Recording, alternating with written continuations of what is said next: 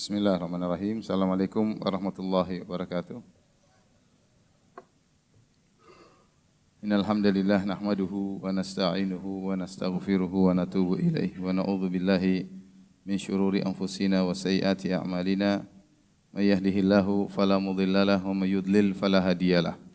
Asyhadu an la ilaha illallah wahdahu la syarikalah wa asyhadu anna Muhammadan abduhu wa rasuluhu la nabiyya ba'dah. Ya ayyuhalladzina amanu taqullaha haqqa tuqatih wa la tamutunna illa wa antum muslimun. Fa inna asdaqal hadithi kitabullah wa khairal huda huda Muhammadin sallallahu alaihi wasallam. Wa syarrul umuri muhdatsatuha wa kullu muhdatsatin bid'ah wa kullu bid'atin dhalalah wa kullu dhalalatin finnar. Ikhwan dan akhwat yang dirahmati oleh Allah Subhanahu wa taala, kita melanjutkan bahasan kita dari hadis-hadis Al-Arba'in An-Nawawiyah dari 42 hadis yang dibawakan oleh Al-Imam Nawawi, dan pada kesempatan kali ini kita akan bahas hadis nomor 13 ya. An Anas ibni Malik radhiyallahu taala anhu, dari sahabat Anas bin Malik radhiyallahu anhu, anin Nabi sallallahu alaihi wasallam, dari Nabi sallallahu alaihi wasallam, beliau bersabda, qala la yu'minu ahadukum hatta yuhibba li akhihi ma yuhibbu li nafsihi. Tidaklah beriman salah seorang dari kalian sampai dia menyukai bagi saudaranya apa yang dia sukai untuk dirinya sendiri. Rawahul Bukhari wa Muslim. Hadis riwayat Al-Imam Al-Bukhari dan Al-Imam Muslim. Saya ulangi, dari Anas radhiyallahu anhu, dari Nabi sallallahu alaihi wasallam, beliau bersabda, la yu'minu ahadukum hatta yuhibba li akhihi ma yuhibbu li nafsihi. Tidaklah beriman salah seorang dari kalian sampai dia menyukai untuk dirinya apa yang dia sukai sampai dia menyukai bagi saudaranya apa yang dia sukai untuk dirinya sendiri. Hadis riwayat Al-Imam Al-Bukhari dan Al-Imam Muslim. Baik.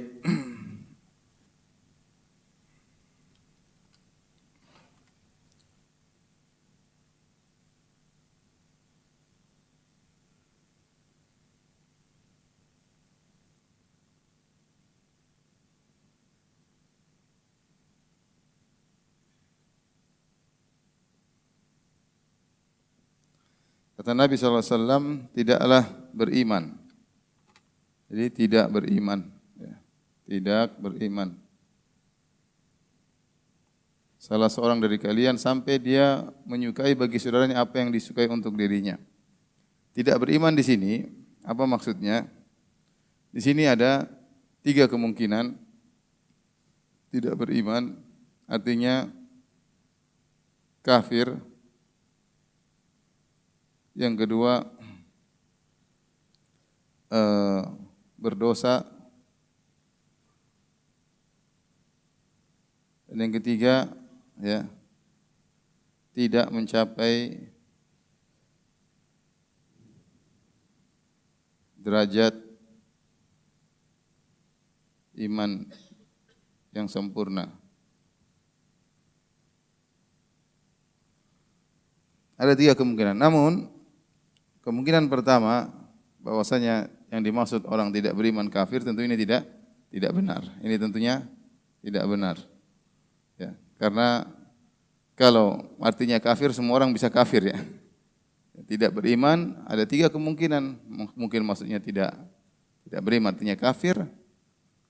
Kemungkinan kedua artinya tidak mencapai derajat iman yang tinggi. Dan ini datang dalam sebagian riwayat, ya. La yablughu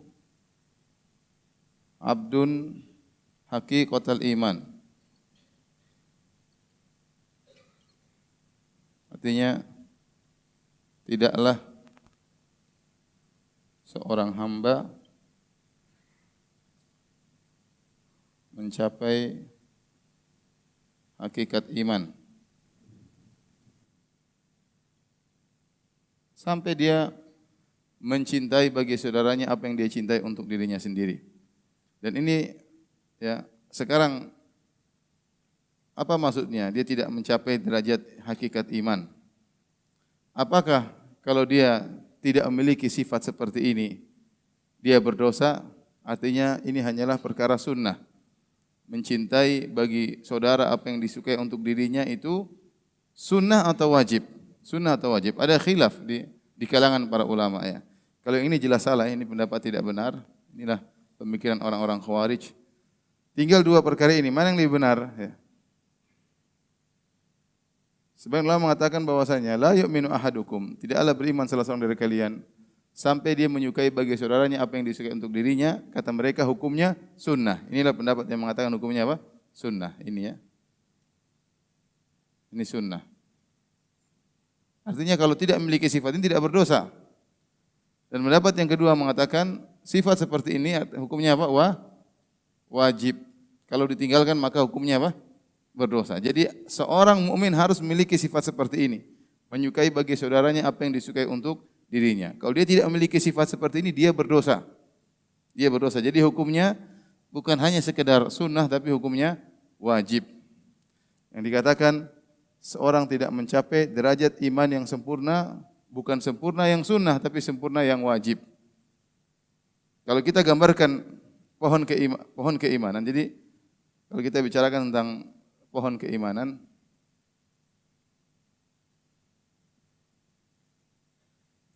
ada namanya asal iman, aslul iman. Ini akar keimanan. Kalau hilang maka kafir. Ini kalau hilang maka kafir.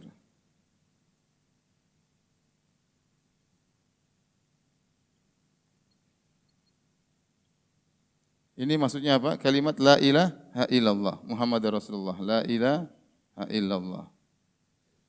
Ini disebut dengan aslul iman. Seorang harus memiliki la ilaha illallah Muhammadar Rasulullah. Kalau dia tidak punya ini maka dia keluar dari Islam. Setelah itu ada namanya cabang-cabang keimanan ke atasnya ya. Cabang-cabang keimanan.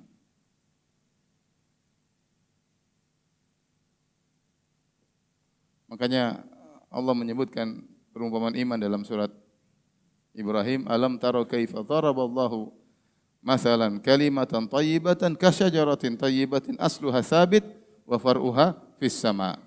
Tidakkah ya kau melihat bagaimana Allah berikan perumpamaan tentang kalimat yang baik ya, seperti pohon yang baik yang batangnya akarnya kokoh dan cabangnya menjulang ke atas. Nah, cabang-cabang keimanan ini ada dua ya.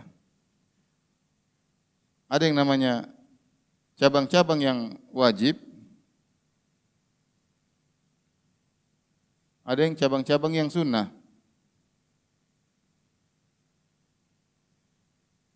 Cabang-cabang yang wajib contohnya seperti sholat, puasa, Ramadan, bayar zakat. Itu namanya cabang-cabang yang wajib.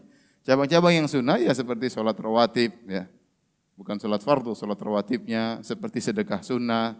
Ya. Seperti umrah sunnah, haji yang kedua kali, haji sunnah, itu namanya cabang-cabang yang sunnah. Nah, seorang dalam kehidupan ini dia berusaha menanam pohonnya menjadi pohon yang sesempurna mungkin, semakin kokoh. Akar pun demikian. Akar kalau semakin kuat akidahnya, la ilaha illallah, akarnya semakin besar. Maka batangnya semakin besar, cabang-cabangnya pula semakin besar. Seorang berusaha bertemu dengan Allah dengan membawa pohon keimanan yang besar. Nah, cabang-cabang keimanan atau cabang-cabang pohon keimanan ada dua, ada yang sunnah, ada yang wajib. Nah, kalau yang wajib ini tidak dikerjakan, maka pohon tersebut sangat rusak. Seakan-akan ada cabangnya yang utama dipotong, tapi pohonnya belum mati, masih ada akarnya. Seperti seorang yang dia beriman, tapi dia tidak puasa Ramadan. Rawan ini. Berarti cabang pohon keimanan yang wajib sudah dipotong. Pohonnya sangat cacat, tetapi masih ada pohonnya. Dia belum dikatakan tumbang pohonnya, kecuali kalau akarnya dicabut baru pohonnya apa? Tumbang. Paham? Tetapi dikatakan dia pohon yang cacat, sangat kurang. Seandainya yang dipotong hanyalah cabang-cabang kecil, cabang-cabang yang sunnah, salat rawatib misalnya, sedekah sunnah, pohonnya masih baguslah. Hanya kurang sempurna karena ada bagian-bagian dari cabang-cabang kecil yang terhilangkan. Paham? Paham tidak? Ya, saya ulangi, pohon keimanan ada akarnya yang disebut dengan yang disebut dengan aslul iman. Aslul iman, akarnya yaitu la ilaha illallah. Kalau akarnya dicabut maka pohon itu apa? Tumbang. Kalau orang tidak ada la ilaha illallah, ilallahnya terbatalkan, melakukan kesyirikan yang membatalkan la ilaha illallahnya, maka hilang keimanannya. Contoh dia pergi ke dukun, percaya sama dukun, sudah pohonnya tumbang. Ya. Contoh dia mengatakan semua agama sama, semua agama masuk surga, pohonnya tumbang, akarnya hilang. Karena la ilaha illallahnya enggak bernilai lagi. Itu namanya akar pohonnya tumbang. Kemudian ada pohon, ada batangnya yang kuat, ada cabang-cabangnya yang kuat, itulah yang merupakan amalan-amalan kewajiban. Kalau seandainya dipotong, pohonnya masih ada tetapi sudah tidak utuh lagi. Cacat, rawan akan tumbang, rawan akan gugur. Dan ada cabang-cabang kecil lah perkara-perkara sunnah. Seandainya cabang-cabang kecil tersebut dipotong, maka pohonnya tetap utuh namun kurang indah. Kenapa? Karena banyak perkara-perkara yang sunnah yang dia tidak kerjakan. Dan jadi pertanyaan, sifat ini tidak beriman seorang dari kalian sampai dia menyukai bagi saudaranya apa yang dia sukai untuk dirinya, itu termasuk cabang keimanan yang wajib atau cabang keimanan yang sunnah. Paham? Inilah khilaf di kalangan para ulama. Sebagian ulama memandang bahwasanya sikap seperti ini hukumnya sunnah. Ya, artinya kalau tidak memiliki sifat ini enggak ada masalah. Sebagian ulama mengatakan tidak, sifat seperti ini hukumnya apa? Wajib. Kalau Anda tidak memiliki sifat ini, Anda berdosa. Paham atau tidak?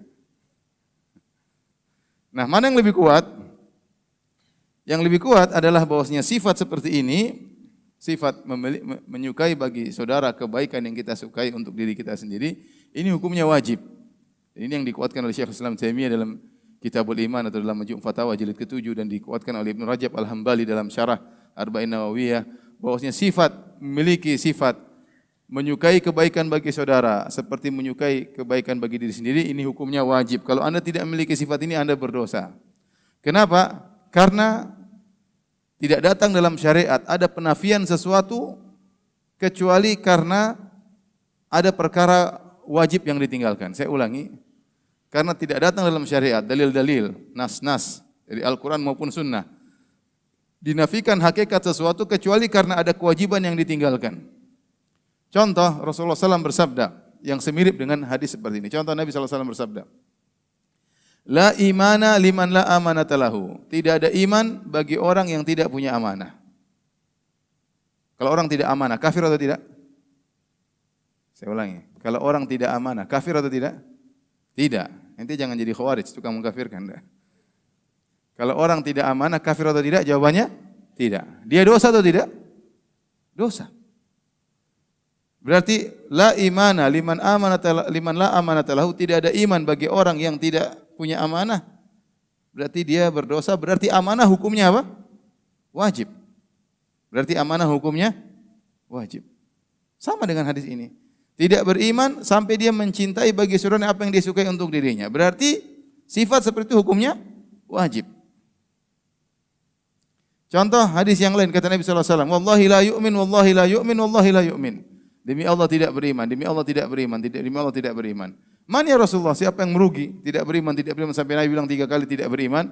Kata Nabi sallallahu alaihi wasallam, "Man la ya'man jaruhu bawa'iqahu." Seorang yang tetangganya tidak merasa aman dari gangguannya. Seorang yang tetangganya tidak merasa aman dari gangguannya. Berarti kalau ada orang yang seperti ini, ya, tetangganya tidak merasa aman dari gangguannya, dia dosa atau tidak? Dosa. Berarti sifat tidak mengganggu tetangga itu hukumnya wajib. Sifat tidak mengganggu tetangga hukumnya apa? Wajib. Paham tidak? Paham tidak? Berarti kalau ada penafian dalam nusus tidak demikian berarti ada sesuatu yang wajib yang ditinggalkan. Contoh kita bicara tentang salat. Kata Nabi SAW, waktu ada seorang datang masuk masjid, kemudian dia salat 2 rakaat, kemudian dia salam sama Nabi. Kata Nabi SAW, irji' fa sholli fa innaka lam tusalli. Balik lagi kau salat, sungguhnya kau belum salat. Balik lagi, hendaknya kau salat, sungguhnya kau belum salat. Nabi tidak mungkin bilang dia kau belum salat atau tidak ada salat bagimu kecuali karena ada kewajiban yang dia tinggalkan. Paham? Kecuali karena ada kewajiban yang dia tinggalkan. Seandainya yang dia tinggalkan cuma perkara sunnah, Nabi tidak akan mengatakan kau belum sholat. Faham? Contoh dia sholat tanpa baca doa iftitah. Pasti Nabi tidak mengatakan ulang sholatmu, enggak. Tetapi mengatakan kembalilah, kau belum sholat, itu berarti ada kewajiban yang dia tinggalkan. Ya. Paham tidak? Kalau ada orang sholat, pas tahiyat tangannya enggak diginikan, cuma begini aja. Tangannya enggak dibeginikan. Paham? Kita bilang dia belum sholat atau sudah sholat? Dia sudah sholat. Karena begini hukumnya sunnah, tidak apa? Tidak wajib. Di sebagian negara orang sholat begitu aja, tangannya enggak dibeginikan. Ini kok tangannya enggak di gini, gini aja. Ya. Ada sebagian orang sholat seperti itu ya. Tetapi intinya itu bukan perkara yang wajib. Jika seorang tidak meninggalkan perkara yang wajib, maka tidak boleh kita mengatakan dia belum sholat. Waktu Nabi mengatakan kau belum sholat, berarti ada perkara wajib yang dia tinggalkan. Sehingga ada penafian belum sholat. Sama seperti sabda Nabi SAW, la sholata li hadrati ta'am, wala wa huwa yudafiul akhbasan. Tidak ada sholat tatkala makanan sudah dihidangkan. Tidak ada sholat tatkala makanan sudah dihidangkan. Seorang sedang lapar, terus makanan sudah dihidangkan, masjid qomat. Kalau dia nekat pergi ke masjid sholat, berarti dia meninggalkan perkara yang wajib. Sampai sebagian ulama mengatakan, barang siapa yang sudah dihidangkan makanan, kemudian dia nekat sholat, sholatnya tidak sah. Tetapi yang benar, sholatnya sah, hanya saja kalau dia dalam kondisi lapar, dia harus makan. Karena Nabi mengatakan, la sholat, tidak ada sholat, berarti ada perkara wajib yang ditinggalkan. Berarti makan makanan, meskipun sudah qomat, dalam kondisi lapar, maka harus apa? Harus makan wajib. Adapun kalau tidak lapar, ya tidak apa-apa ya. Sholat aja. Karena tujuan sholat adalah orang bisa khusyuk dalam sholat. Kalau dia pergi sholat kemudian pikir makanan, maka tidak tercapai tujuan sholat. Demikian juga ada orang sholat, wa huwa yudafil akhbathan. Dia sedang sholat, tahu-tahu dia ingin buang air besar, ingin buang air kecil, ingin buang angin. Kemudian dia tahan, sehingga dia bertempur dengan dengan dirinya sendiri. Gelisah, imam kelamaan katanya. Padahal imamnya enggak lama, dia aja yang gelisah ya. Ya, seperti ini juga tidak boleh. Maka hendaknya dia hembuskan aja ya. Kemudian dia wudu lagi, kemudian dia balik ya. Salat seperti ini tidak boleh karena Nabi mengatakan tidak ada salat baginya. Jadi kita katakan yang rajih dari khilaf di kalangan para ulama tentang sifat ini, menyukai bagi saudara apa yang kita sukai untuk diri kita sendiri. Yang benar hukumnya memiliki sifat seperti hukumnya wajib. Memiliki sifat ini hukumnya wajib. Saya ingatkan bahwasanya maksud dari hadis ini tidak beriman salah seorang dari kalian hingga menyukai bagi saudaranya.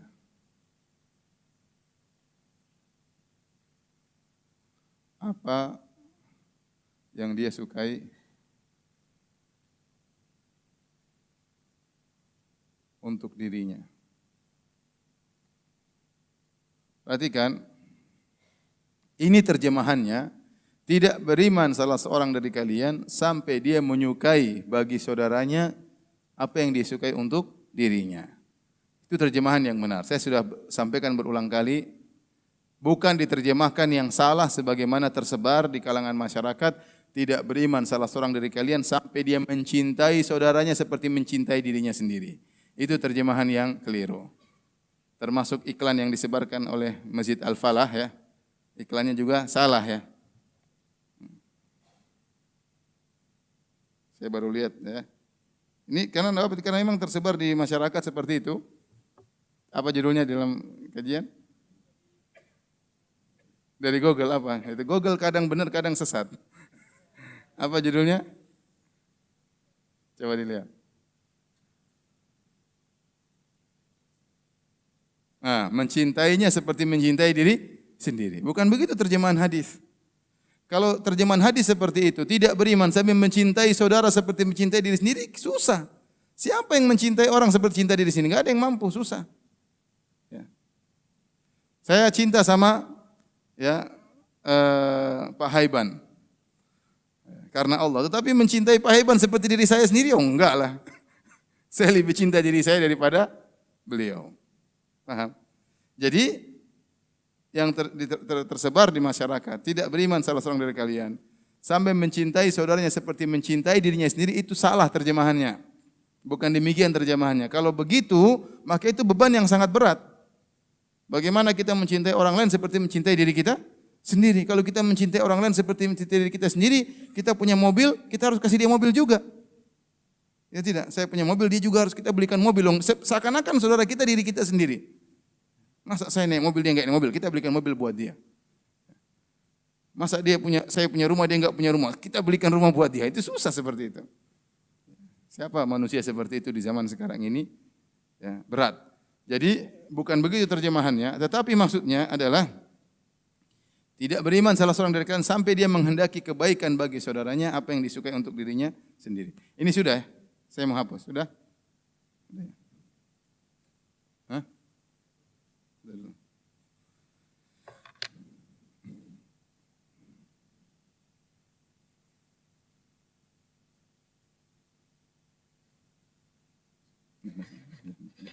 Jangan.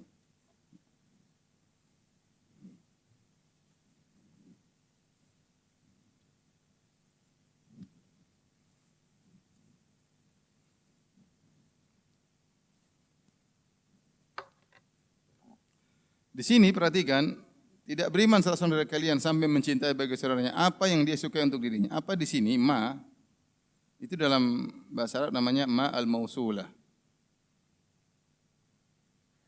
Kalau kita terjemahkan dalam bahasa Indonesia, apa ya? Apa? Umum. Sehingga ma al-mausulah ini dalam kaidah usul fikih memberikan tufidul umum. Faedah keumuman.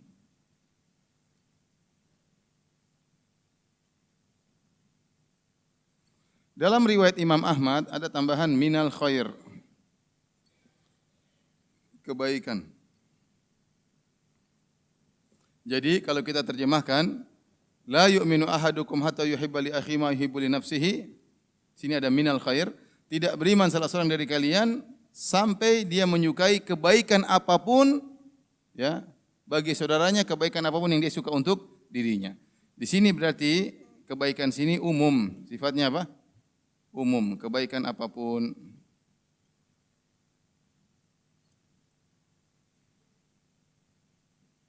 Baik perkara dunia maupun perkara agama.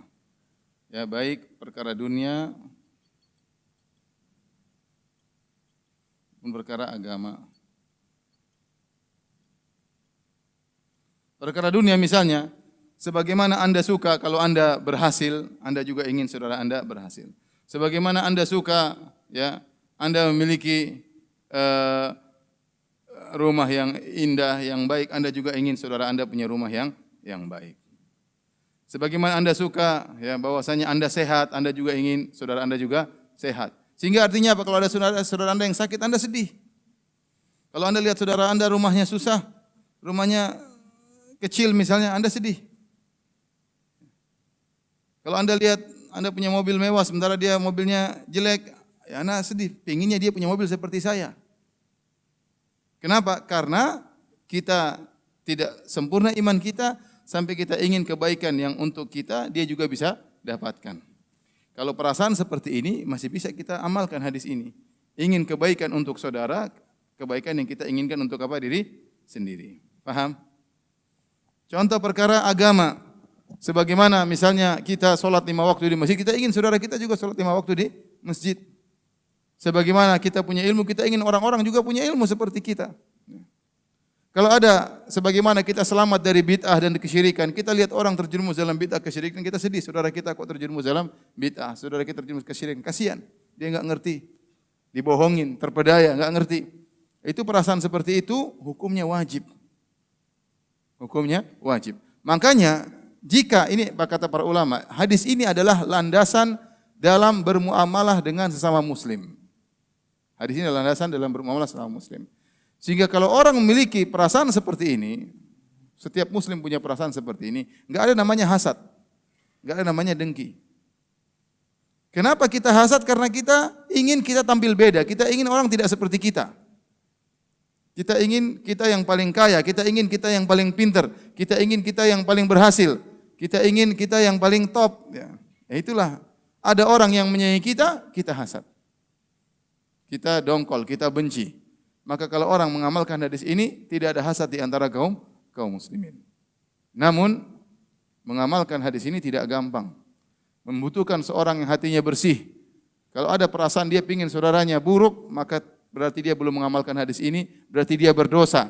Maka dia harus bersihkan hatinya. Dia harus bersihkan hatinya.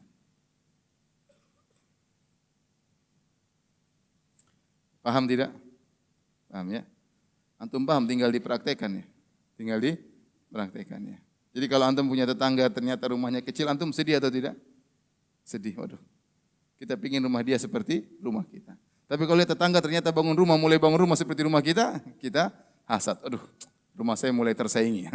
Berarti hasad. Tetangga saya mulai beli mobil seperti saya, kita hasad ya. Nah, perasaan seperti ini pahalanya besar. Pahalanya besar.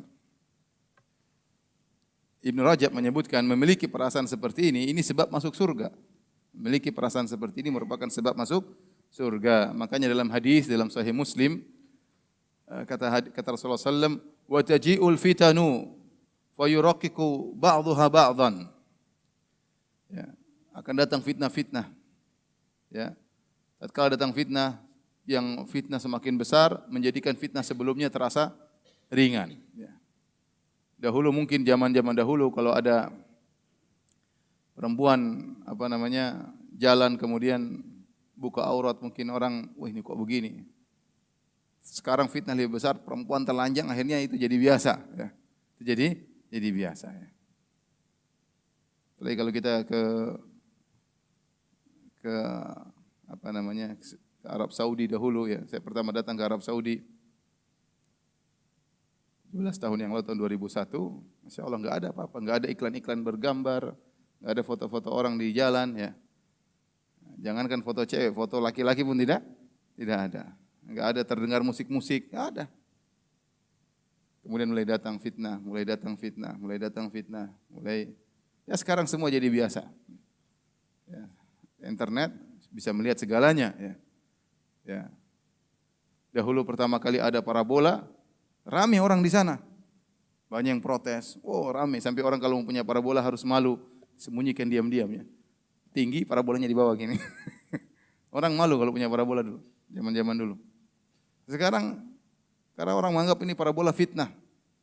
Bayangkan kalau ada orang di rumah kemudian ada orang Yahudi datang bilang, "Ya akhi, saya mau ngajari anak antum gratisan. Kira-kira antum mau enggak? Ada orang Yahudi mau ngeles anak kita, ngajar?" Tentu kita tidak mau. Sekarang datang parabola, banyak ajaran-ajaran Yahudi yang masuk dalam parabola tersebut. Orang pada kaget, banyak yang marah. Sekarang datang internet, parabola kayaknya halal. Datang fitnah semakin besar, fitnah-fitnah yang terdahulu jadi terasa apa? Ringan. Jadi perkara yang biasa. Dan terus demikian. Sampai makanya dia mengatakan fayuraqiqu ba'daha ba'dhan, datang fitnah yang datang belakangan mengecilkan sebagian yang lain sehingga orang menganggap ringan. Kemudian taji'ul fitan, datang fitnah-fitnah, fa yaqulul muslim, sampai seorang muslim berkata, hadhihi muhlikati, inilah kebinasaanku. Saking besarnya fitnah tersebut. Akan datang fitnah-fitnah yang buat seorang merasa dirinya akan binasa. Kemudian Nabi SAW di akhir hadis mengatakan, wa man ahabba an yuzahzaha 'anil nar wa udkhilal jannata falta'tihi maniyatuhu wa huwa yu'minu billahi wal yaumil akhir wal ya'ti ilan nasi alladhi yuhibbu an yu'ta ilaihi. Kata Nabi SAW, barang siapa yang ingin diselamatkan dari neraka jahanam dan ingin dimasukkan dalam surga, maka hendaknya dia meninggal dunia, datang maut menjemputnya dalam kondisi dia beriman kepada Allah dan hari akhirat, wal ya'ti ilan nasi alladhi yuhibbu an yu'ta ilaihi, dan dia bersikap kepada orang lain dengan sikap yang dia sukai untuk dirinya sendiri. Saya ulangi, kata Nabi, wa man ahabba an yuzahza 'anil nar, barang siapa yang ingin diselamatkan dari neraka jahanam, wa udkhilal jannata, maka dan dimasuk surga, hendaknya dia meninggal dalam kondisi beriman kepada Allah dan hari akhirat, wal ya'ti ilan nasi alladhi yuhibbu an yu'ta ilaihi, dan dia bersikap kepada orang lain dengan sikap yang dia sukai untuk disikapi untuk dirinya sendiri. Berarti sifat seperti ini mencintai bagi orang lain apa yang kita cintai untuk diri kita sendiri adalah sebab masuk surga. Karena sifat ini berat, tidak gampang ya. Memiliki sifat ini berat. Kalau Anda sudah memiliki sifat ini berarti Anda terbebaskan daripada hasad, terbebaskan dari dengki, Anda tidak suka dendam, hati Anda bersih. Maka orang memiliki sifat ini adalah sebab untuk masuk surga. Adapun orang yang ingin tampil beda, ingin menonjol sendiri, itu adalah sifat yang tercela. Kata Allah Subhanahu wa taala, "Tilka darul akhiratu naj'aluha lil ladzina la yuriduna uluwan fil ardi wala fasada wal aqibatu lil muttaqin." Kata Allah, itulah surga. Kami tidak berikan surga kepada orang yang ingin ketinggian di dunia. Dia ingin tinggi, ingin tampil beda, ingin nomor satu, ingin tidak ada yang menyainginya. Maka itu adalah sifat tercela. Allah tidak berikan surga kepada orang seperti itu. Orang yang baik adalah ingin orang lain seperti dia. Kalau dia punya kebaikan, maka dia ingin orang lain juga punya kebaikan seperti dia. Baik.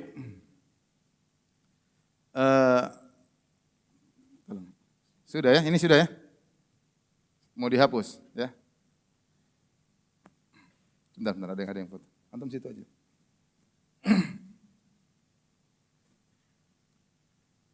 Baik. Semuanya.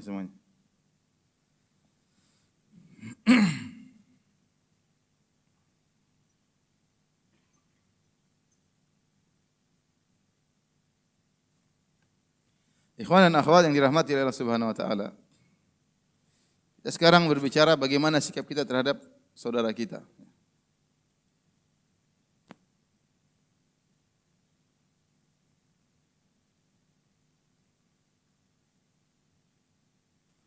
Ini ya, misalnya kita bilang saya, dia ya.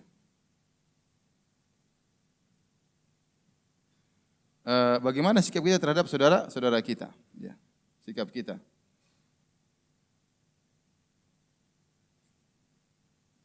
Ada dua kemungkinan, perkara dunia maupun perkara akhirat.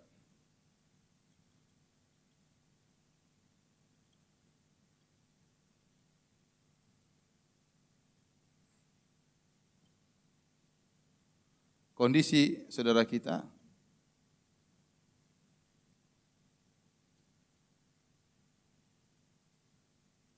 ya, ada tiga kemungkinan.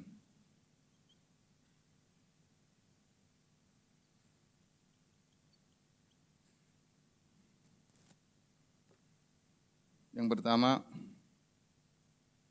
ini masalah agama ya. Yang pertama, dia agamanya lebih kurang.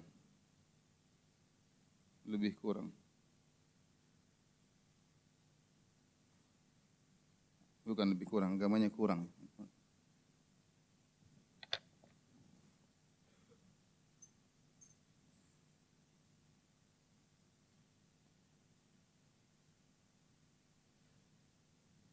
Agamanya sama dengan kita, kemudian lebih baik. Baik, sekarang sikap kita terhadap saudara kita. Saudara kita ada tiga kemungkinan dibandingkan dengan kita masalah agama. Kemungkinan pertama, agamanya lebih kurang. Mungkin dia enggak ngaji, mungkin dia jarang sholat. Ya. Secara zahir, ini secara zahir. Secara batin kita enggak tahu. Ya. Bisa jadi ada orang mungkin dia kurang rajin sholat 5 waktu, tapi batinnya luar biasa. Lebih ikhlas, tidak riya, tidak ujub. Kemudian lebih berbakti kepada orang tuanya, kita enggak lihat. Tapi kita lihat yang bisa kita tanya secara zahir. Ya. Hakikatnya kita enggak tahu. Tapi secara zahir, dia kurang agamanya dibandingkan kita. Kenapa? Dia kurang rajin sholat, dia kurang bersedekah, tidak seperti kita misalnya ya. Misalnya kita ini orang baik misalnya. Yang kondisi kedua sama, kita sama dia sama ya. Sama-sama pengajian, sama berinfak, sama-sama sering ke masjid ya. Sama-sama umroh misalnya. Yang ketiga, dia lebih baik daripada kita. Dia ternyata kita sedekah 100 ribu, dia sedekah 100 juta ya, jauh berbeda ya. Kemudian dia misalnya kita sholat di masjid, dia sholat di masjid, tapi dia ternyata sholat rawatib. Kita sholat malam cuma 3 rakaat, dia ternyata 11 rakaat. Ya. Dia lebih baik. Kita punya istri 1, ternyata dia istrinya berapa? 4. Misalnya ya. Ada orang punya istri 4 tapi sombong, pamer sana sini ya enggak. Ini maksudnya ikhlas. Intinya saudara kita dalam bidang agama dibanding kita bisa ada 3 kemungkinan. Bagaimana sikap kita menerapkan hadis yang sedang kita bahas? Kalau kita dapati agamanya kurang daripada kita, apa yang kita inginkan? Kita inginkan dia seperti apa? Seperti kita. Ya tidak? Kita ingin dia juga rajin sholat seperti kita. Kita inginkan juga dia bisa umrah seperti kita. Kita inginkan dia juga bersedekah sebagaimana kita bersedekah. Harusnya kita punya sifat seperti itu. Kalau kita tidak punya sifat seperti itu sama saudara kita, berarti kita berdosa. Paham? Ini kalau kita ingin terapkan hadis ini. Hadis tadi hadis agung. Sebab masuk surga. Tadi saya sudah sebutkan. Hadis tersebut sebab masuk surga. Memiliki sifat seperti itu sebab masuk surga. Kalau kita ingin terapkan dalam kehidupan kita sehari-hari, kalau kita lihat saudara kita agamanya kurang, atau dia terjerumus dalam bid'ah, atau dia terjerumus dalam maksiat, kita kasihan sama dia. Kita ingin dia bisa seperti kita. Kita benci dengan kemaksiatannya, kita benci dengan bid'ahnya, kita benci dengan kekurangan yang dia lakukan. Tapi orangnya kita sayang, kita ingin dia melakukan kebaikan seperti kita. Itulah kita telah menerapkan hadis ini. Paham?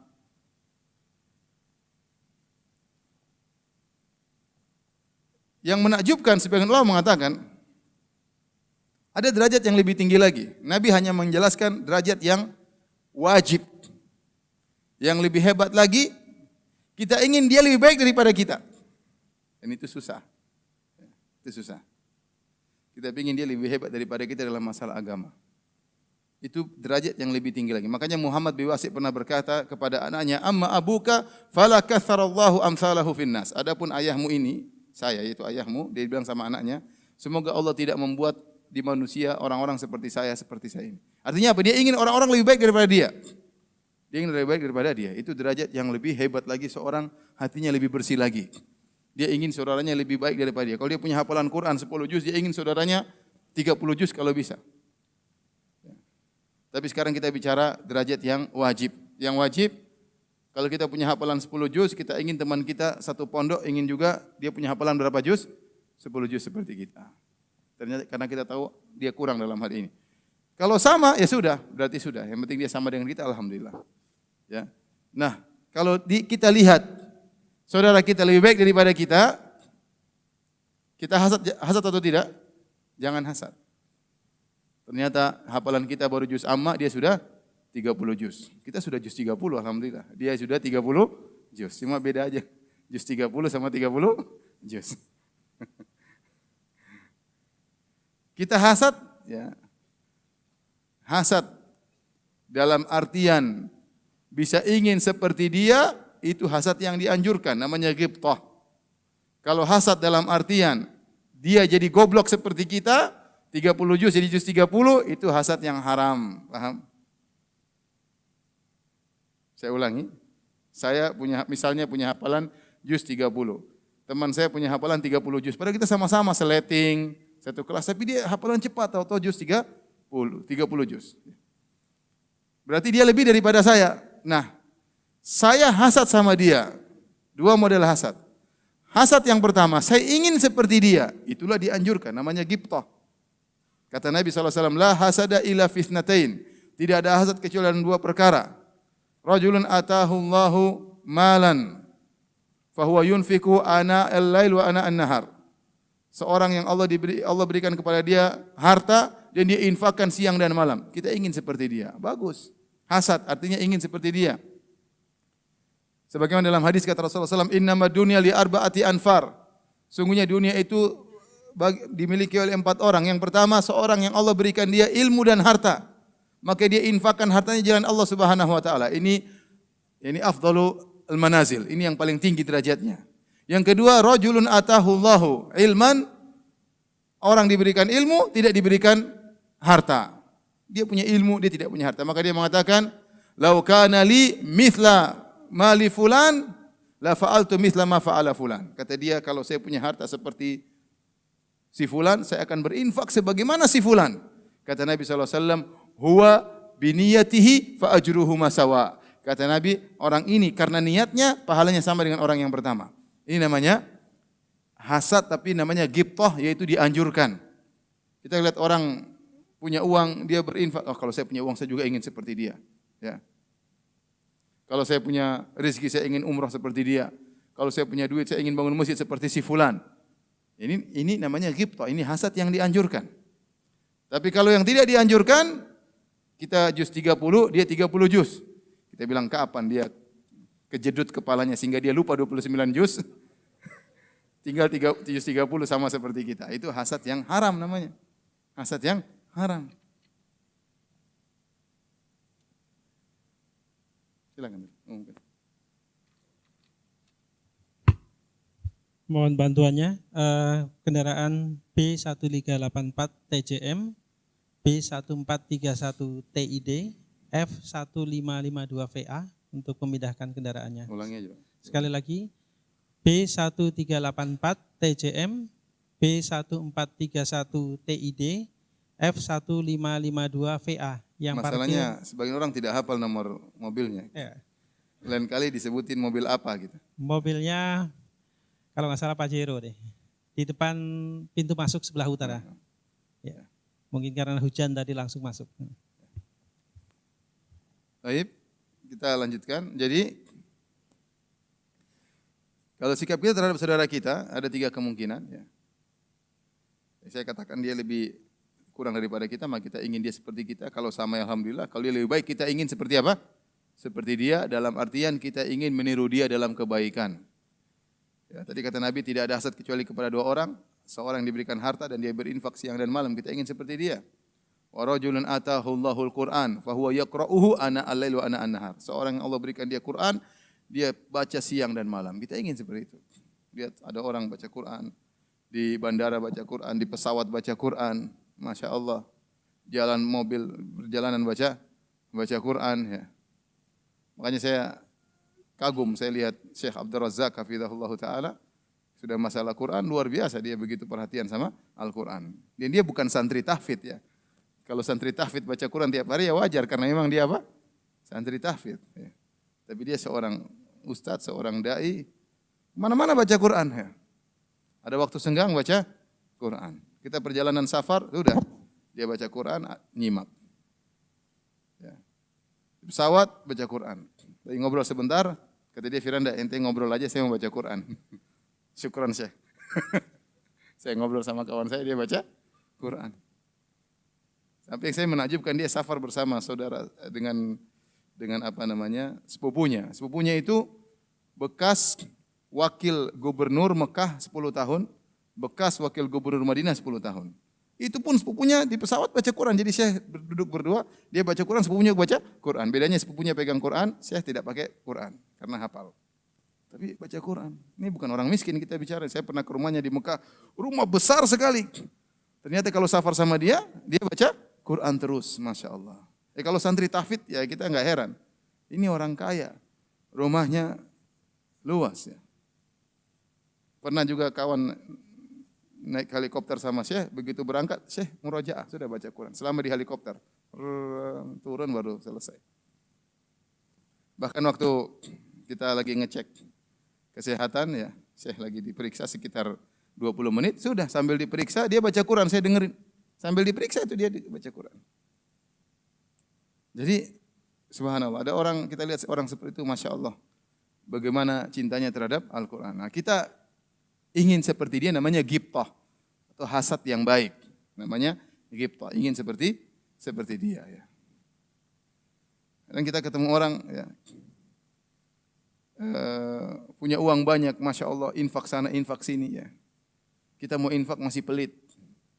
Dia infak, Masya Allah, uang keluar uang begitu mudah. Kita heran, ini orang seperti ini luar biasa ya. Kita ingin bisa seperti dia. Kenapa saya masih pelit, dia tidak pelit? Padahal kita mirip-mirip kekayaannya.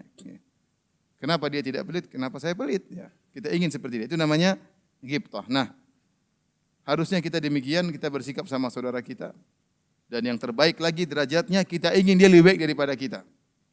Ya, lebih baik daripada kita.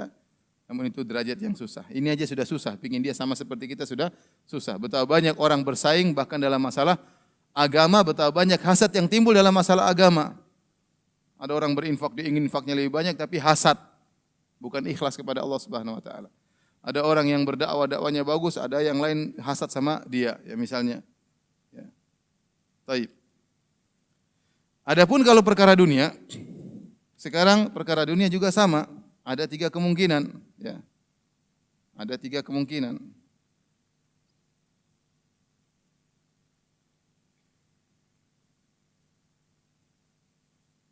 Dia lebih miskin. Lebih miskin. Yang kedua, sama-sama kaya atau sama-sama miskin? Sama-sama miskin. Yang ketiga apa lebih? Lebih kaya. Lebih miskin sudah. Bagaimana sikap kita sama saudara kita perkara dunia? Kalau dia lebih miskin, ya udah kita kasihan. Semoga dia kaya seperti apa? Jangan sama-sama miskin. Sama-sama apa? Kaya. Kalau kita lihat saudara kita lebih miskin daripada kita, bagaimana sikap kita? Kita ingin dia seperti kita. Atau kalau lebih bagus, lebih kaya daripada kita. Itu derajat yang tinggi. Paling tidak kita ingin dia seperti kita. Kita sedih lihat dia miskin. Kalau sudah sama-sama kaya, ya sudah alhamdulillah.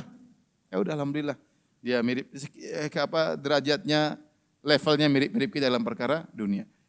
Yang ketiga, dia lebih kaya dalam urusan dunia. Bagaimana sikap kita terhadap dia? Apakah kita ingin seperti dia? Tadi kita bilang, kalau kita hasad, pingin dia miskin seperti kita, maka ini tidak boleh. Hukumnya haram. Tapi kalau kita seperti dia, apakah dianjurkan? Dicela kata para ulama. Kalau kita lihat orang kaya dan kita ingin seperti dia, hanya perkara dunianya saja, maka ini tercela. Karena syariat tidak menganjurkan kita mengumpulkan dunia kaya seperti orang lain. Kecuali kalau ada sisi akhiratnya. Saya ingin kaya seperti dia, tapi bedanya saya ingin sedekah, saya ingin umroh, saya ingin haji, saya ingin mengumrohkan keluarga saya. Kalau gitu enggak apa-apa. Tapi kalau sekedar saya ingin punya mobil seperti dia, mobil dia, saya juga ingin mobil seperti dia, itu enggak boleh. Enggak boleh, karena tidak perlu kita berlomba dalam urusan dunia. Yang disuruh berlomba adalah masalah apa? Akhirat. Kata Allah Subhanahu wa taala, "Fastabiqul khairat", berlomba-lomba dalam masalah akhirat. Kata Allah Subhanahu wa taala, "Wa fi dzalika falyatanafasil mutanafisun", untuk urusan surga maka berlombalah, bersainglah. Adapun masalah dunia maka dicela. Makanya Allah sebutkan tentang kisah Qarun. Ya, kata Allah Subhanahu wa taala, "Fa kharaja ala qaumi fi zinatihi". Suatu hari Qarun keluar di hadapan kaumnya dengan kekayaannya, dengan kemegahannya, ya, dengan hartanya dia keluarkan, dengan bajunya yang indah, keluar dengan begitu sombong. Qala alladziina yuriduna al-hayata ad-dunya, ya laita lana mithla ma utiya Qarun, innahu ladzu hazzin 'azim. Maka orang-orang senang dengan dunia berkata, coba kita punya kekayaan seperti Qarun. Sungguhnya dia telah mendapatkan bagian yang besar. Ya. Wa qala alladziina utul ilma wailakum thawabullahi khairun. Ya. Dan orang-orang yang diberi ilmu mengatakan, celaka kalian, pahala Allah lebih baik. Enggak usah berharap masalah dunia. Kita ingin dunia banyak, kita hanya mengharapkan hisab yang lebih panjang. Ya, kita hanya mengharapkan hisab yang lebih panjang. Antum melihat orang rumahnya mewah, antum ingin punya rumah seperti itu, hisabnya lebih panjang. Ya, hisab lebih panjang. Hisab itu tidak mudah, berat ya. Kalau kita tidak bisa mengolah harta tersebut, tidak bisa bersyukur kepada Allah, hanya merepotkan kita. Ya. Saya sering sampaikan, HP saja hisabnya panjang. HP ini kita lihat macam-macam di sini ya. Apalagi yang punya akun Twitter, akun Instagram, Facebook ya. Lihat YouTube ya. Setiap hari lihat hisabnya panjang. Ya. Iya, repot. Makanya kalau enggak punya HP sedikit hisabnya. Kalau punya HP jadul selamat ya. Apa yang dilihat cuma lihat daftar nama sama daftar hutang. Kalau HP begini mau macam-macam kita lihat. Kejelekan orang, terkadang kita ikut nge-share berita-berita, terkadang hoax, terkadang bukan hoax. Banyak. Kemudian kita nonton berita, kita ceritai sama orang belum tentu benar, kita ikut komentar. Pokoknya ini bikin hisab apa? Banyak. Bikin hisab banyak. Jadi kalau urusan dunia enggak boleh kita pingin seperti dia, hanya sekedar itu. Tapi beda kalau kita lihat orang rumah besar, saya pingin rumah besar seperti dia. Kalau saya punya rumah besar, maka saya akan jadikan tempat saya tempat silaturahmi, keluarga saya akan datang. Kalau begitu enggak apa-apa. Berarti ada nilai akhiratnya. Tapi kalau sekedar dunia, dia punya mobil bagus, saya juga pingin mobil bagus. Ini kita tidak hasad, tidak pingin dia mobilnya rusak, tidak. Kita pingin seperti dia, itu tercela menurut sebagian ulama. Wala tatamannaw ma faddalallahu bihi ba'dakum ala ba'd. Ya, di antaranya apalagi kalau sampai kita hasad, kata Allah, maka janganlah kalian berangan-angan apa yang Allah berikan kepada sebagian yang lainnya. Ya, tidak hasad saja tercela, apalagi kalau karena apa? Hasad. Karena kita tidak dianjurkan untuk memiliki dunia yang banyak, kecuali kalau disalurkan kepada akhirat. Hadirin hadirat yang Allah Subhanahu wa taala, ini kira-kira makna dari hadis yang sedang kita bahas ya, sifat yang sangat mulia. Kalau orang memiliki sifat ini, hatinya akan bersih. Dia tidak akan hasad, dia akan dengki. Lihat orang berhasil, dia senang. Lihat orang susah, dia sedih. Lihat orang tersesat, dia sedih. Hatinya benar-benar apa? Bersih. Hatinya benar-benar bersih ya. Kalau antum bisa memiliki hati seperti ini, maka luar biasa. Antum memiliki sifat yang mudah memasukkan antum dalam surga. Jadi kalau kita bicara ya tentang para sahabat, maka tentu mereka adalah contoh yang sangat luar biasa sebagaimana Allah abadikan dalam Al-Qur'an tentang kaum Muhajirin, kaum Ansar ya. Luar biasa. Mereka bahkan wa yu'thiruna ala anfusihim walau kana bihim khasasah. Mereka mendahulukan kaum Muhajirin daripada diri mereka sendiri dalam perkara dunia, padahal mereka juga dalam kondisi membutuhkan. Kisah yang masyhur antara Abdurrahman bin Auf dengan Sa'ad bin Rabi' radhiyallahu taala anhu. Tatkala Abdurrahman bin Auf berhijrah dari Mekah Madinah, yang tadinya kaya raya, pedagang besar, tiba-tiba miskin mendadak, tidak ada harta yang dia bawa sama sekali. Ini ujian yang berat. Ya, kayanya miskinnya bukan miskin bertahap, miskin mendadak, tiba-tiba miskin. Sampai di Madinah maka Nabi persaudarakan. Nabi lihat Sa'ad bin Rabi' kaya, cocok dipersaudarakan dengan Abdurrahman bin Auf agar dibantu. Waktu dipersaudarakan dengan Sa'ad bin Rabi' berkata, "Ya Abdurrahman, engkau tahu aku termasuk orang paling kaya di kota Madinah. Saya akan bagi harta saya menjadi dua. Menjadi setengah buat kamu, setengah buat saya." Subhanallah ya, luar biasa. Bukan cuma bagi harta, bagi istri. Saya punya istri lebih dari satu. Silakan kau lihat mana yang kau sukai, kasih tahu saya. Saya akan ceraikan. Kalau sudah habis masa iddahnya kau ambil. Luar biasa. Ini iman luar biasa, bukan hanya sekedar ingin sama dengan dia, bahkan lebih baik daripada dirinya, dia mendahulukan orang lain daripada dirinya sendiri ya. Ya. Apa ada orang seperti zaman sekarang ini? Saya sudah berhidup di Indonesia hampir 40 tahun, belum ada yang bilang, "Firanda, saya punya harta, kita bagi dua, setengah buat kamu, setengah buat saya." Padahal teman saya orang kaya banyak, tapi belum ada yang nawarkan demikian. Belum ada. Apalagi nawarkan, "Firanda, istri saya lebih dari satu." Kenapa? Teman saya istrinya satu semua. Jadi ini derajat yang luar biasa. Kalau ini tidak kita baca dalam hadis yang sahih, kita anggap ini dongeng. Tapi ini bukan dongeng, kenyataan. Pernah ada terjadi di zaman para sahabat. Namun antum enggak usah heran karena guru mereka adalah siapa? Rasulullah SAW. Saya jadi Madinah 15 tahun. Itu kan di Madinah, orang-orang Madinah yang baik. Saya bilang, mana orang-orang Madinah yang nawarkan hartanya setengah? Sekarang kok sudah tidak ada. Sudah 15 tahun di Madinah belum ada yang nawarkan apa? Mana Sa'ad bin Rabi', generasi Sa'ad bin Rabi' yang nawarkan hartanya. Orang-orang Madinah menjawab, kata mereka, Abdurrahman bin Auf Muhajirin, waktu ditawarkan oleh Sa'ad bin Rabi' setengah hartanya, ditawarkan istrinya. Apa jawaban Abdurrahman bin Auf? Dia tidak mengambil kesempatan dalam kesempitan. Bahkan dia berkata, "Barakallahu laka fi ahlika wa malik." Semoga Allah berkahi engkau, berkahi hartamu, berkahi istrimu. Dulani ala suq, saya tidak mau terima, saya ingin berdagang. Tunjukkan saja saya di mana pasar, saya ingin berdagang. Dikasih tawaran dia malah nolak.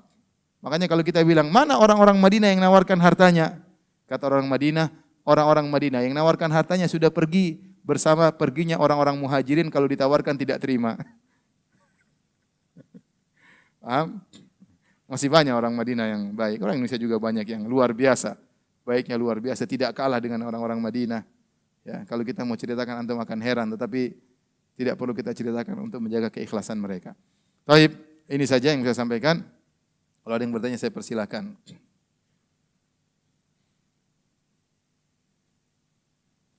Ustadz, saya punya teman yang selalu main game. Ketika saya ajak sholat dan kajian, ia selalu menolak. Pertanyaannya, apakah saya berdosa? Tidak berdosa, justru dapat pahala. Ta'muruna bil ma'ruf, kita menyuruh kepada kebaikan. Kuntum khaira ummatin ukhrijat linnas. Ya. Ta'muruna bil ma'ruf wa tanhauna 'anil munkar wa tu'minuna billah. Kalian adalah umat yang terbaik yang Allah keluarkan bagi manusia. Di antara sifat umat terbaik, ta'muruna bil ma'ruf, kalian menyuruh kepada kebaikan. Ada kawan kita ajak salat. dia masih asik main game. Apa kita bilang, nah sebentar lah berhenti, gamenya di-off-kan dulu ya. Nanti habis sholat main game lagi kalau mau main. Kalau dia nggak mau ya kita nggak berdosa. Ya. Kita ingin dia sholat seperti kita, justru kita telah mengamalkan hadis ini. Kita ingin dia melakukan kebajikan seperti kita. Maka di antara bukti kita ingin dia kebaikan seperti kita ngajak dia untuk apa? Sholat. Berarti kita sayang sama dia. Kita ingin dia sholat seperti kita. Justru ini bukan dosa, justru ini pahala.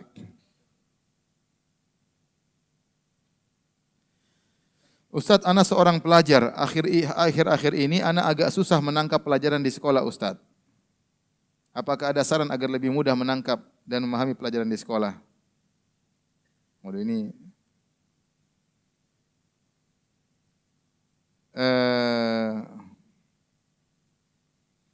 masalah sekolah ya.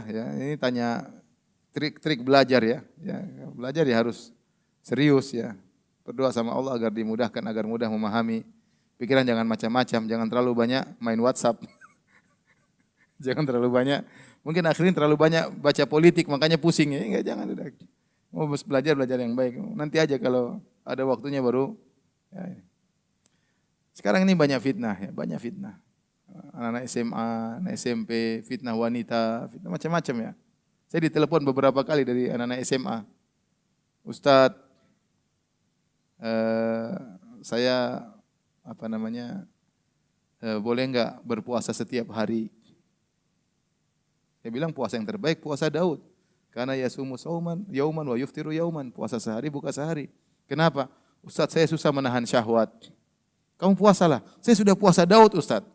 Tapi syahwat tetap tidak bisa saya tahan. Ya udah kamu kawin aja. Ustaz, saya masih 3 SMA. Saya suruh kawin enggak mau dia. Apakah boleh saya puasa setiap hari? Subhanallah. Berjuang dia melawan apa? Syahwatnya. Sebenarnya kalau dia puasa, enggak usah puasa tiap hari. Puasa Daud, puasa Senin Kemis, dia sudah bisa tahan syahwatnya. Yang jadi masalah tidak bisa tahan, kenapa? Karena pandangan, enggak bisa. Orang mau puasa tapi kalau ngelihat yang enggak benar, masuk ke kelas lihat perempuan kayak begitu, ya susah. Mau puasa bujungkir balik tetap aja apa? Tetap aja susah menahan syahwat. Karena syahwat bisa dari internal dengan makanan mungkin yang mengandung unsur-unsur yang baik sehingga menimbulkan libido, dan bisa dari sebab eksternal, sebab luar. Orang sakit aja lagi lemas kalau ngelihat macam-macam bisa tergerak apa? Syahwatnya. Yang jadi masalah sekarang anak muda, mungkin mereka puasa tapi mereka tidak bisa jaga pandangan dan itu susah. Ini anak 3 SMA kasihan. Sampai akhirnya dia puasa tiap hari. Yang satu lagi tanya, dua kali saya ditanya seorang perempuan.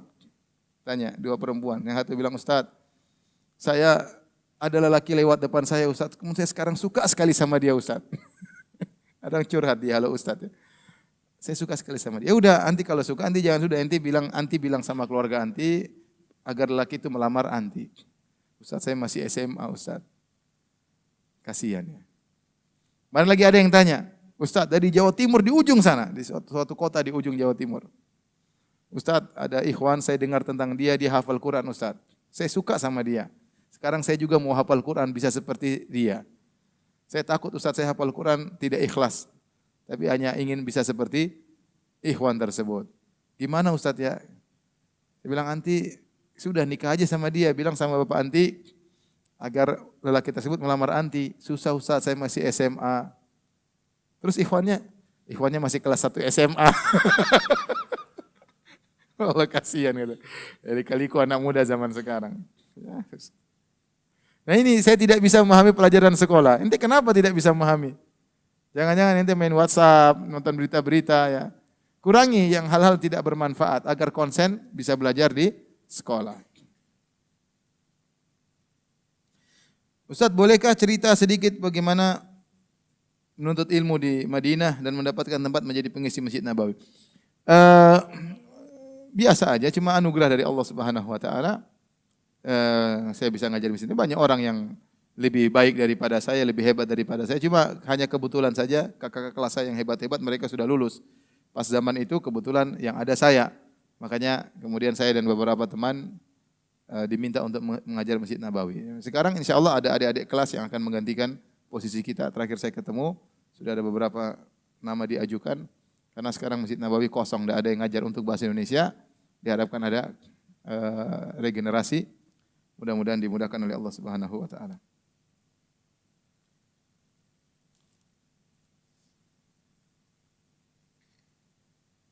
Bagaimana sikap kita terhadap saudara kandung kita yang kafir karena dia sudah pindah agama atau murtad karena menikah dengan orang kafir.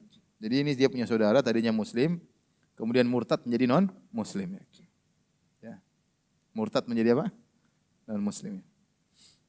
Apa yang dilakukan kepada saudaranya tersebut yang sudah tidak muslim lagi, membencinya atau menjauhinya, apa dengan harus menghinanya? Lihat maslahat dan mudarat. Kalau maslahatnya masih bisa didakwahi, didiskusikan, kita duduk sama dia, kita diskusi tentang agama, kita harus punya agama. Kita harus punya ilmu, kita bisa diskusi sama dia. Apalagi kalau cuma sekedar pindah ke agama Nasrani enggak ada dalilnya. Agama dibangun di atas taklid.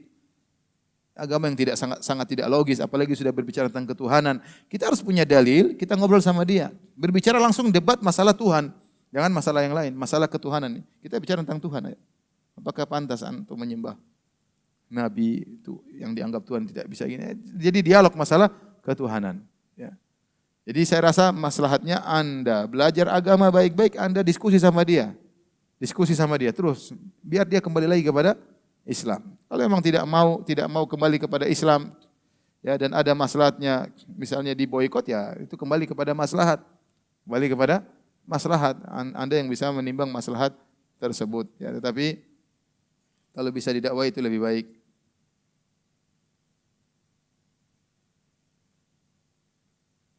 Ustaz, saya punya tetangga, sudah saya ajak ikut kajian sunnah, tapi saya malah dibenci. Bagaimana saya bersikap? Ya sabar ya. Sabar ya.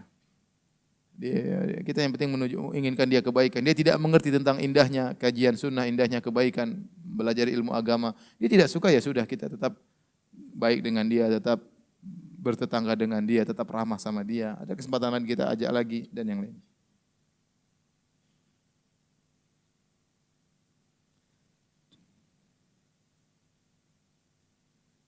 Ustaz, saya seorang pemuda yang insya Allah sudah siap menikah dan sudah menjalani proses ta'aruf serta sudah memperkenalkannya kepada orang tua saya.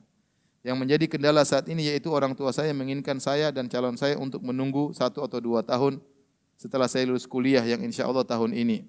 Alasannya dari orang tua saya karena kasihan dengan saya yang selama ini kerja sembari kuliah, supaya ada jeda untuk bernapas dan mengumpulkan modal selama jeda waktu tersebut. Wanita tersebut siap menunggu. Menurut Ustaz, bagaimana saya harus bertindak? Apakah tetap harus mengikuti kemauan orang tua sebagai bentuk berbakti dan supaya mendapat ridhonya, atau saya pemaksa tetapi dengan santun dan lemah lembut? Mohon pencerahan dari Ustaz. Kalau saya jadi antum, saya akan rayu orang tua saya. Saya akan bilang, "Mak, justru ditunda ini saya susah bernapas, Mas." Saya ingin segera bernapas. Bernapas dalam lumpur cinta, bilang. Susah begini. Jadi kita ceritakan sekarang ini susah. Kita terbuka sedikit sama orang tua kita. Sekarang zaman lain, Bu Zain, Pak. Sekarang ini fitnah. Saya justru kurang konsentrasi kalau begini kuliah. Saya kerja malah enggak konsen. Apalagi saya sudah tahu wanita ini sudah siap menikah dengan saya dan macam-macamnya. Ya, jadi kalau bisa dirayu orang tuanya biar segera menikah, itu lebih baik. Ya. Tapi kalau ternyata orang tua melarang, terjadi keributan, ya sabarlah, setahun tidak lama insyaallah ta'ala. Tapi jangan pacaran ya. Jangan pacaran sama akhwat tersebut. Tapi kalau bisa dirayu orang tua agar segera, ya kenapa saya suruh segera? Karena betapa banyak jomblo yang mengungkapkan penderitaannya. Banyak sekali. Kasihan. Jadi ya kira-kira penderitaan mereka pernah kita rasakan juga. Tetapi penderitaan jomblo zaman sekarang, jomblo zaman now lebih parah daripada jomblo zaman dahulu. Kalau jomblo zaman dahulu fitnah enggak begitu banyak. Jomblo sekarang fitnah di mana-mana ya. Mana-mana dia lihat ya, macam-macam ya. Terlalu fitnah lebih hebat daripada jomblo zaman dahulu. Sehingga penderitaan jomblo sekarang lebih parah daripada penderitaan jomblo zaman dahulu. Kalau ada yang segera menikah jangan ditunda. Ustaz, saya belum punya rumah. Tidak harus punya rumah dulu. Yang penting bisa ngontrak nikah. Ya, tidak ada masalah. Ustaz, sifat yang dibahas dalam kajian ini termasuk amalan hati atau amalan zahir? Ini amalan hati. Ingin kebaikan bagi orang lain sebagaimana ingin kebaikan untuk diri sendiri, masalah hati. Yang bisa terekspresikan dengan amalan zahir. Tetapi asalnya adalah masalah apa? Hati. Rasa cinta itu masalah hati. Demikian kajian kita, kurang lebihnya saya mohon maaf. Subhanakallah bihamdik, asyhadu an la ilaha illa anta astaghfiruka wa atubu ilaik. Assalamualaikum warahmatullahi wabarakatuh.